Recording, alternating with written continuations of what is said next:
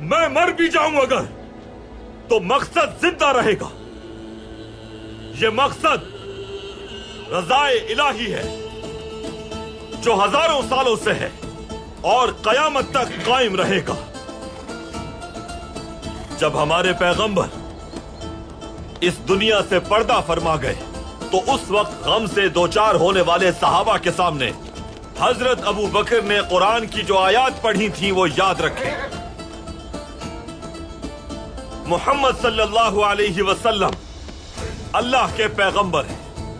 ان سے پہلے بھی بہت سے پیغمبر تشریف لا چکے ہیں. اب اگر وہ شہید ہو جائیں یا رحلت فرما جائیں تو کیا مقصد سے پیچھے ہٹ جاؤ گے؟